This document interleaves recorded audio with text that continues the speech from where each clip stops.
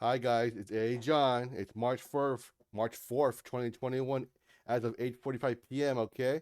In the earlier video I made today, I mentioned that the Mavs were accepting the Dogecoin here, and you can see officially now on the website. Well, I guess I didn't check this morning, but I checked right now, and officially it's official. Mavs to accept Dogecoin cryptocurrency for tickets and merch. And Mark Cuban isn't shy from cryptocurrencies, right? He's currently accepting he's currently accepting Bitcoin as well. So our article says Dallas Mavericks will be the first to accept Dogecoin. BitPay to process all cryptocurrency. Oh, by the way, guys, leave a comment below, okay? About BitPay. I want you to leave a comment below about BitPay. I haven't personally used it, and I'm wondering how it really works here. Does it let you buy Dogecoin directly? Or is it more like you buy Bitcoin and you convert it to Doge? I'm not sure how it works. I haven't tried it myself personally speaking, so I would love for you guys to leave me a comment below and let me know how BitPay actually works for you guys because I'm interested in it and I want to try it myself too, but I would like some personal feedback before I get onto it. So, back to the article. BitPay to process all cryptocurrency and purchases, including tickets and merchandise, with all top cryptocurrencies, including Bitcoin, Ethereum, etc., and Doge. So basically, Mark Cuban's whole thing is his whole stance is because we can. We have chosen to do so. Fun, engaging, and hopefully generates a lot of PR. So Mark Cuban is a smart man. He's on Shark Tank. He knows about marketing, and this is a prime way of marketing Dogecoin. Again, Dogecoin needs more. I always say it all the time. They need more adoption rate here. And with Mark Cuban accepting Dogecoin, it's making it bring it more mainstream, right? It's making it more accessible. And the more people you get to know about this thing here, right, the more likely they are to buy or even look at it, right? Because as of right now, Dogecoin is a blip on our radar. You see on news, it's like a blip and it disappears, right? But with this right here, this could be a potential starting of a game changer here, literally. But anyway, you came for the sticks and the technical, so let me get to that right now so you guys can check it out. All right. So I always start on daily here, and we can see Dogecoin today had a little little beat up today, as you can tell. Um, let's see, the range today was about the range was a 477 up to about 514. So it kind of dipped its toes below, but before I get into all that, let me go ahead and start on a forward trading instead, because I want to delete some because I would like to delete some of these yellow lines here, but I don't want to do it right now. I want to go over the actual charting stuff first and delete afterwards, so you can see what I'm saying here. All right. So in the forward chart today, I mentioned to you guys for the past few days now that the current support of 487 is a support here. So whenever you see anything at 487 and below, you see the wick here. That means when it goes below 47, people said, you know what, time to buy, and they're buying it up, right? And the thing is that yes, we have a current downward channel here, but at the same token, this temporary support supersedes that downwards channel for one main reason here: muscle memory, or AKA buying or selling memory here. The thing is, this temporary support here has a longer time frame, so it has been in people's in people's like muscle memory for longer, right? This current downwards channel is just that, a current downwards channel here. It doesn't have as much strength in it because it's a short term thing right here. Okay, so just I want you to bear that in mind there. Okay, so currently we are still trading range bound here. We could see a potential. I guess we could potentially see this, but I don't foresee that happening. I don't see the moment of us actually going up. I actually see us actually breaking down further. I see that actually bringing on further, something like that. So I think that we may test 473 possibly on the next support here, and even possibly 4.5, another support as well. Again, these are temporary in nature because they haven't been long established yet. And the reason why I believe we're going to see it is because of the current MACD here. You can see the current trajectory. You see it kind of going down. You see the momentum, right? The bars, they're actually increasing as it goes down. And guess what, guys? Today is Thursday. Most importantly here, right? Tomorrow's Friday. and then Saturday, and then Sunday here. Okay, guys. The reason why I mentioned to you is because not because I don't think you know what day it is, because I mentioned to you last week on weekends we have buy opportunities. Last time we had 4-5. It was on February 28th, and let's see what day that was. February 28th was a Sunday. It happened at 4 a.m. or 8 a.m. If you're like me, Pacific Standard Time, you're probably sleeping, unless you're on European time, which they probably bought it, or you're an early bed, or you're an early bird on the Eastern time, you know? But anyway, so I suspect we may see the opportunity to buy again.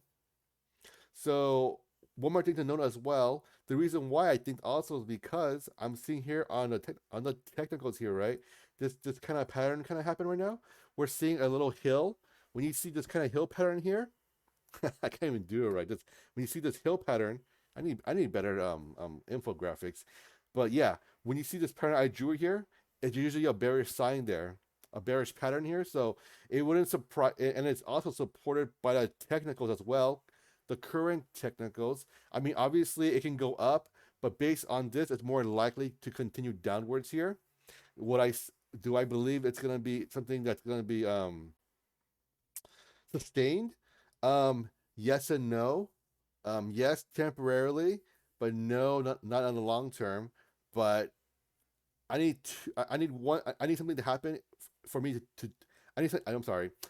I need something to happen for this to change my mind about it being a more long term a downwards bearish play here. Okay, so basically, when we saw 4-5 last weekend here, that means this weekend I need to see a break, or it doesn't matter the weekend or not. I mean, I'm assuming it'll happen over a weekend, but it may happen on Friday or Saturday. But that's the point. That the point is that it'll happen sooner rather than later. But the thing is that if I see it break down further and create a lower low and a higher low, I'm sorry, a lower low and a higher low, then that may change my perspective and think that you know what, this may become a longer pattern of a downwards channel, and then I will have to kind of reevaluate my thinking about this. But it hasn't happened yet. But it is something that you gotta foresee. Just in case if it happens. Of course, is it likely to happen? Nobody knows. But could it happen? Sure. So I see something. So I see something like this happening over the weekend. Something like this, and possibly start going up that way on Monday, right? So with that happening, that means that for our technicals on a 4 hour, that means that it's on a MACD, it's making a higher low, not a lower low. If it makes a lower low, then you know what, we may have issues there or problems there. But again, with these and with the current velocity, I'm sorry, with the current velocity and trajectory here, I don't see the momentum enough to push it down that far. But again, you never know. Maybe a seller might come out and try to spook you guys, right? A whale. So that's something to watch out for. Let's hit the 50-minute chart here and see what's going on. Okay. So get rid of that. So you can see on the 15-minute chart here, you can see that it clearly broke down real quick and got bought up even quicker. So again, happened again, twice. On a 15-minute chart here, you can see it made a strong momentum down from this big volume sale of around 7.7 million, and 4.4 million, so about 11 million volume, about 11 million volume to push it down. And it's a lot because you see here from here, this is literally no volume here. You're probably seeing like 1.068 million volume, and that's like how many? 12 hours. This happened in literally about 30-minute time from here. So that's kind of why you see the big momentum here, pushing it down. And then another momentum push it back up because like, people are saying, oh, you know what? I remembered it went below 449, and around there it's a buy. So when it got pushed on real quick, people are, oh, you know what? Buy, and they bought it up and you start pushing it back up as well on more volume. Then you see over here, it's so little, right? And you see over here, even though it's a short time from here, but it's a lot more volume, right? Like let me see, about 2 million volume here compared to over here, like was it 1.2 or something? Yeah, 1.06, and over here it's about 2.1. But it happened in 3 hours, opposed to over here the one I showed you before, 12 hours. That's kind of why you see this huge swing here. So this was a great day trade, and I mentioned to you today that if you see it around hit this bottom channel around here, if you're doing a day trade again, this is just something I would do. Not telling you to do it though. And I mentioned make a stop loss around four was it four four 4.7 the next support there. That'd be your stop loss there. But of course it didn't hit it though, and then it bounced all the way back up real quick, right? So if you made a day trade, leave me a comment below and let me know how it worked out for you, right? Because on day trades, it's very quick and you gotta be really, really watching it. I work my day job, so I can't really be doing that. And then you see it kind of got pushed on again on another on another high velocity trade here. So that tells me that basically people are just day trading this, which is great because for two reasons. A, it puts liquidity in the market, and B, it creates volatility. And volatility attracts the money. People want to play with it when there's volatility. If you're just going sideways, it gets boring, and everyone kind of forgets about you. So it's kind of good. So it kind of put the Dogecoin on a map again right here, right? So more importantly here, you see that you see on a 15-minute chart here, right? You can see that literally it's testing 4.9 over and over and over and over again. You see, it broke it twice, and then it went back up a little bit, and it's testing it over and over and over again. So the fact that 15-minute chart here, you see it kind of resetting right now, but you see it resetting on a bearish on a bearish MACD portion of it here. I'm sorry, the bearish equilibrium here. To me, this kind of tells me that we're going to see more downside on a temporary plays here. So I suspect we'll move lower here, you know. So I suspect that we actually may, reach the 4.7 resistance, As to when it happens, your guess is as good as mine. But if things happen to where they're happening here, I can see it happening in the next day or two. Again, nothing's guaranteed here. This is just more of what is more likely to happen, in my opinion, based on the technicals here. And let's check the books, aka the level twos. And we see it's 53 million buys, and we have 114 sells. So we're about a 0.5, I say 0.55 to 1 ratio. Obviously, I'm just estimating here. I could be off by a little bit though. So that has been a trend for many days now. And as you can see, that trend for for those many days, you can see it's also trending down. When you see a pop, it gets sold off real quick. So that just tells me that people would rather sell than buy Dogecoin at the current moment. So that tells me that the current Dogecoin is too expensive, which means we're gonna see deals. So if you're gonna buy, just buy and nibble. Like I always say, if you feel comfortable to buy, just go ahead and buy. There's no right or wrong answer here if you're investing, right? If you're day trading, it's a little more precise, and you have to watch it more often and more clearly. So I'm not, I'm not gonna delete these lines here because they're actually kind of important because it's kind of showing us where we're gonna be going in the near future here. So let's go back to the so let's go back to the day chart real quick here. I was gonna delete it, but I kind of changed my mind based on watching it a little bit. So sorry about that, guys. So you see it on MACD right here.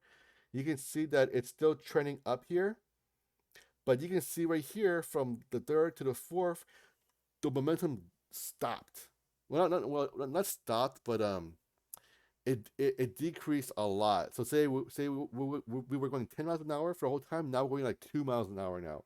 So you can see that the momentum slowed down quite a bit here, and you can see that we are starting to slow down, and the curl, instead of going up, the curl is now doing a little bit of this now. So that kind of tells me that, okay, guys, we gotta watch it here. So we're reaching near zero equilibrium, and I mentioned that this may take 2 or 3 weeks to kind of play out here before we see the next big play here, aka the next move. But based on what we're seeing here, this is potentially so far still a bull flag. Of course, we can break down even further and become a downwards channel, but that's gonna be have to be seen, and it's gonna take some time before we see it though. So I will be covering this, and as always, if you watch it, you will be informed, and you will make the right trade based on information and technical analysis, and you will have done some of your due diligence. Okay, guys, leave a comment below. Let me know what you guys think right here, right, about what I'm trying to explain to you guys. Any questions? Let me know. And as always, if you find this video helpful, subscribe and give me a like because it helps me a lot. Smash it for me, please. I would really appreciate that. And again, I will catch you guys on next one. All right. Bye bye.